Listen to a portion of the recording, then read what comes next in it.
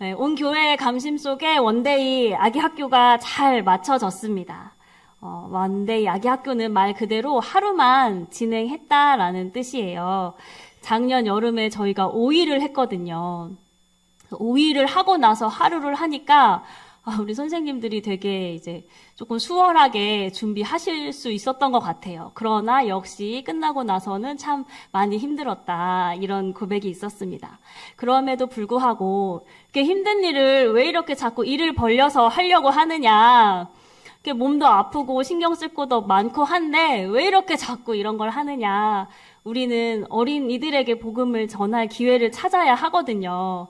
아이들에게 복음을 전할 접촉점을 만들려고 계속 이런 일을 해 나갑니다. 근데 저 혼자서는 절대 할 수 없을 텐데 함께 해주시는 우리 선생님들 또 봉사자분들이 계셔서 제가 이렇게 안심하고 이렇게 같이 해주십시오 할 수 있고 또 이렇게 모든 성도님들께서 늘 관심 가져주시고 기도해 주시고 후원해 주셔서 할 수 있었던 것 같습니다.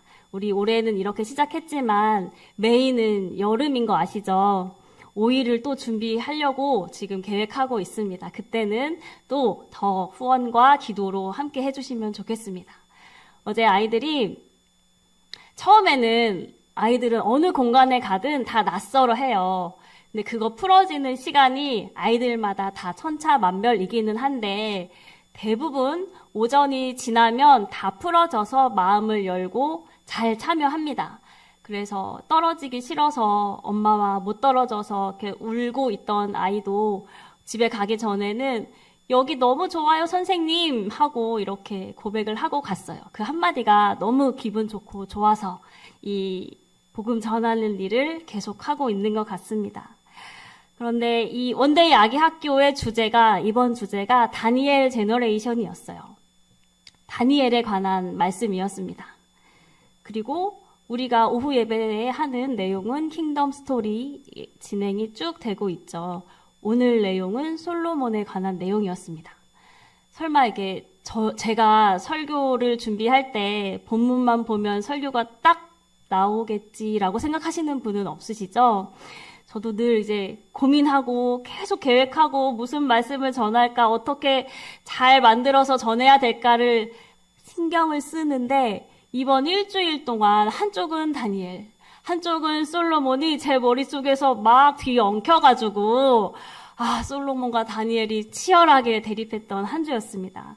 그래서 오전에 다니엘의 삶과 말씀을 끝으로 이제 다니엘은 보내고 오늘 솔로몬 이야기를 할 텐데 오늘의 내용이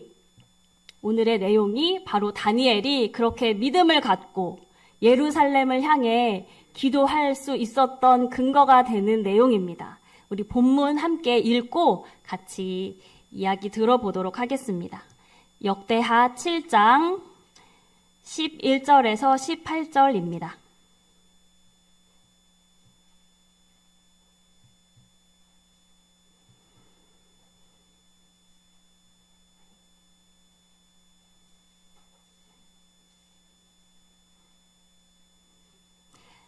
(11절에서) (18절) 한 절씩 읽도록 하겠습니다.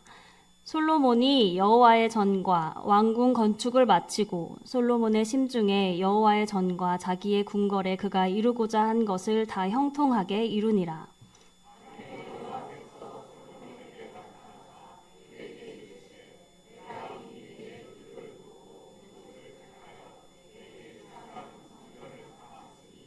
혹 내가 하늘을 닫고 비를 내리지 아니하거나 혹 메뚜기들에게 토산을 먹게 하거나 혹 전염병이 내 백성 가운데에 유행하게 할 때에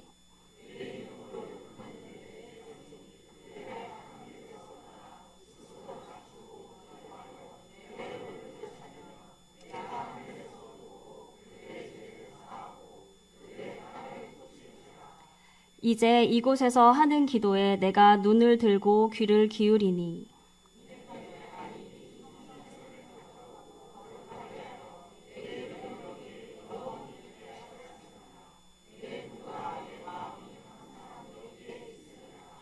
네가 만일 내 앞에서 행하기를 내 아버지 다윗이 행한 것과 같이 하여 내가 내게 명령한 모든 것을 행하여 내 율례와 법규를 지키면 내 나라 왕위를 견고하게 하되 전에 내가 내 아버지 다윗과 언약하기를 이스라엘을 다스릴 자가 내게서 끊어지지 아니하리라 한 대로 하리라. 아멘. 지난주 킹덤 스토리 내용을 잠시 떠올려 보면 솔로몬이 하나님 앞에 일천 번제를 드렸습니다. 이 일천 번제를 드렸다라는 것은 1,000번의 제사를 드렸다라는 것이 아니라 제물을 그만큼 많이 드렸다라는 이야기입니다. 이 번제의 의미는 죄를 용서해 주십시오라는 의미도 있지만 또 다른 의미로는 제가 헌신하겠습니다, 충성하겠습니다라는 의미가 있습니다.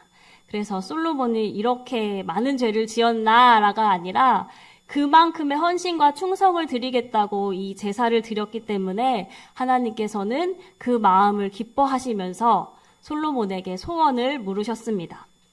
제가 지난주에 이 이야기를 하면서 우리 초등부 아이들에게 그러면 하나님께서 너희에게 소원을 물으시면 뭐라고 대답하겠니? 라고 똑같이 질문을 했습니다. 다른 거는 지금 기억이 안 나는데 딱 한 아이의 대답만 기억이 납니다. 남자친구 생기게 해주세요 였어요. 그래서 너희는 이런 소원을 말할지 몰라도 솔로몬은 그러지 않았다 하면서 솔로몬은 이런 대답을 해서 하나님을 기쁘시게 했고 하나님이 선물을 주셨다라고 했습니다. 그때 솔로몬은 하나님께 듣는 마음을 달라고 그렇게 말을 드렸는데 하나님은 지혜를 선물로 주셨습니다. 그래서 우리는 지혜가 내 안에 있는 내가 어떤 일을 처리하는 그런 능력이 아니라 하나님의 말씀을 듣는 것이구나, 내 밖에 있는 것이구나 라는 것을 알게 되었죠. 그리고 나서 이제 솔로몬은 드디어 아버지의 수건 사업이었던 성전 건축을 시작합니다. 무려 7년 동안 이 성전 건축을 위해 애를 썼고 열심을 다해 완성을 했습니다. 모든 재료와 돈은 이미 아버지 다윗이 싹 다 준비해 놨었기 때문에 솔로몬은 어려움 없이 성전을 건축할 수 있었습니다. 요즘에 자녀에게 똑똑하게 증여를 하기 위해서 미리 세금까지 싹 정리한 증여법이 유행을 하고 있습니다. 그래서 인터넷에 찾아보면 자녀에게 증여하는 법 치면 방법부터 절차까지 아주 간단하게 잘 나와요. 그래서 우리는 그만큼의 이제 증여할 게 없기 때문에 상관없이 살지만 요즘 많은 젊은 이제 신혼 부부들은 아기가 영세가 된 그 순간부터, 태어난 그 순간부터 이렇게 아이에게 부족함 없게 해주려고 준비를 해나가는 모습을 볼 수 있습니다. 그런데 다윗이 그렇게 했던 거죠. 이 솔로몬이 성전을 건축할 때 나라를 잘 통치하기 바라면서 하나도 부족함 없이 해나가기를 바라는 마음에 모든 것을 싹 준비해 놨습니다. 그렇게 솔로몬은 다윗의 이 염원을 잘 받아서 성전을 건축했습니다. 그리고 성전이 드디어 완공이 되었습니다. 솔로몬은 이 하나님의 임재에 너무도 감격해서 하나님께 기도를 드리는데 이 기도의 내용이 참 깁니다. 6장에 14절부터 42절까지 이렇게 긴 내용이 나오는데 내용을 조금 정리를 해드리면 14절, 15절은 하나님에 대한 찬양을 하는 내용입니다. 하나님께 먼저 찬양을 드리고 16절, 17절을 보면 다윗에게 했던 그 약속을 이행해 주십시오 하는 그런 간구입니다. 그리고 이어서 18절에서 40절까지는 하나님의 백성들이 어디에 있든지 그 기도를 들어주십시오. 성전이든 성전을 향하여서든 혹은 적국에 있든 그 기도를 꼭 들어주십시오 라는 내용입니다. 그리고 마지막으로 41절에서 42절은 하나님이 이 성전에 거하시면서 백성들을 살펴주십시오 하는 내용입니다. 이렇게 솔로몬은 긴 기도를 드리고 낙성식과 장막절 절기를 지키며 이 성전의 완공을 기뻐했습니다. 그리고 하나님께서는 이 기도에 응답하십니다. 잠시 저랑 그때의 장면을 한번 상상해 보시겠습니까? 그때 바쳐진 제물이 소만 22,000마리, 양 12만 마리였습니다. 그리고 그 주변으로 찬양대가 쫙 서서 하나님께 각종 악기와 노래로 찬양을 드립니다. 또 이 낙성식을 함께 하기 위해, 그 축하의 자리를 함께 하기 위해 하맛 어기부터 애굽 강까지 온 이스라엘 사람들이 다 나와서 그곳에 함께 있었습니다. 최고급 목재, 그 어디서도 볼 수 없었던 화려한 금이 수놓아진 그 건물들을 바라보며 하나님의 그 영광이 가득한 것을 바라보며 온 사람들이 이 성전 완공을 축하했습니다. 만약에 그때 내가 그 자리에 있었다면 이 장면을 잊을 수 있을까요? 내가 그 순간 그 현장에 있었다면 평생을 두고도 절대로 그 사실, 그 장면은 잊을 수가 없었을 겁니다. 여기까지 잘 따라오셨죠? 그런데 오늘은 우리는 이 내용이, 이 기록이 전해진 시기에 조금 주목해 보려고 합니다. 솔로몬의 성전 완공에 관한 이 내용은 열왕기와 역대기에 모두 기록되어 있습니다. 같은 내용이 기록되어 있지만 사실은 다른 목적을 가지고 기록되었습니다. 우리가 일기를 쓴다 하더라도 내가 겪은 사건을 기록할 때는 내가 원하는 목적에 맞춰서, 방향에 맞춰서 기록하는 것처럼 말입니다.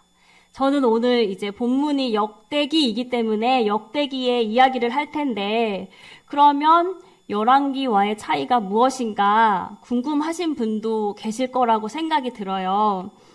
그런 분들은 바이블 키를 신청하세요. 그러면 제가 아주 자세히 설명을 해드리려고 하겠습니다.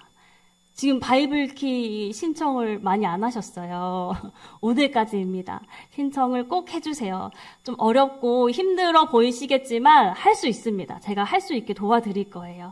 오늘까지 신청 꼭 해주시면 좋겠습니다. 그래서 저는 지금 역대기에 대해서 이야기를 해드리겠습니다. 역대기는 바벨론 포로 귀환 이후에 기록됐다고 전해지고 있습니다. 바벨론 포로 귀환 이후. 그러니까 온 나라가 짓밟히고 우리에게 그 상징이었던, 우리의 자존심이었던 성전도 무너지고 철저하게 약탈당하고 모든 것이 사라진 상태, 그리고 다른 나라의 포로가 되어서 살다가 돌아온 그때 그 사람들이 되어 우리가 생각해 본다면 어떤 심정이었을까요? 이게 어떻게 된 일일까? 대체 하나님이 정말 살아계신 거 맞나? 아니, 어떻게 저 이방 바벨론의 신이 우리 하나님의 성전을 무너뜨릴 수가 있지? 과연 하나님께서 살아계신 게 맞나? 아니, 살아계신다 하더라도 우리를 잊으신 거 아니야? 하나님의 약속이 우리에게 이미 끝난 거 아닌가? 라는 의문이 수도 없이 들었을 겁니다. 그 의문에 대한 답이 바로 이 역대기서입니다. 이스라엘은 하나님의 택하신 백성이 맞다. 하나님의 언약은 아직도 유효하다라는 말을 이 역대기서에 담고 있습니다. 그래서 역대기는 시작하면서부터 족보가 막 등장합니다. 그 정통성을 나타내려고 하는 거죠. 다윗 언약은 이렇게 이루어지고 있다라고 보여주려는 노력이 책 곳곳에서 보여집니다. 그러면서 또 한편으로는 역대기서에서 성전이 지어지는 과정에 대해서 굉장히 자세하게 설명을 하고 있습니다. 다윗이 어떻게 준비했는지, 솔로몬이 어떻게 준비하고 완성하는지에 대해서 많은 분량을 할애해서 기록을 하고 있습니다. 그래서 또 거기서 끝나는 것이 아니라 이 성전에 대한 개혁한 왕들이 누구인지, 이 성전을 다시 세우려고 하는 왕들이 누구인지에 대해서도 자세히 기록하고 있습니다. 그래서 우리는 이러한 사실을 비루어 볼 때, 뭔지는 잘 모르겠지만 성전을 굉장히 강조하고 있구나. 성전은 굉장히 중요하구나라는 것을 알 수 있습니다. 그래서 여기까지 다시 정리해보면 우리는 지금 킹덤 스토리에서 솔로몬이 성전을 완공한 것까지 이야기가 왔습니다. 그래서 역대기서는 그 첫 번째 독자들이 포로 귀한 자들이었기 때문에 이들이 갖고 있는 의문, 궁금증에 대한 해답을 갖고 있는데 역대기서에서 잘 봤더니 왕의 족보가 나오고 다윗 언약이 실현되는 과정이 보여지고 또 성전을 굉장히 비중 있게 다루는 것을 알 수 있다라는 내용을 말씀드렸습니다. 자, 여기까지 오셨죠? 자, 그러면 이제 우리는 뭔지는 몰라도 이 성전이 굉장히 중요하다라는 것을 알게 된 거예요. 그럼 우리는 이제 성전에 대해서 알면 되는 거죠. 성전이 무엇인지 여러분들은 아마 잘 알고 계시리라 생각을 합니다. 하나님의 집, 하나님께 제사 드렸던 곳, 공식적인 처소가 바로 성전이었죠. 그런데 성전을 성전이라고 하기 위해서는 반드시 하나의 조건이 필요합니다. 그 하나의 조건은 무엇이었을까요? 속으로 한번 대답해 보세요. 너무 궁금하시면 바이블키 신청. 답을 말씀드릴게요.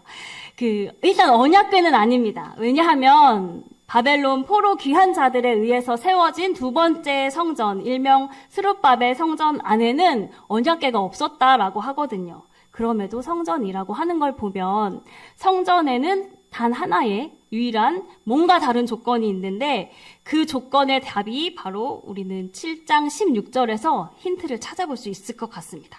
우리 7장 16절 한번 같이 읽어보도록 하겠습니다. 7장 16절입니다. 이는 내가 이미 이 성전을 택하고 거룩하게 하여 내 이름을 여기에 영원히 있게 하였습니다. 내 눈과 내 마음이 항상 여기에 있으리라. 아멘.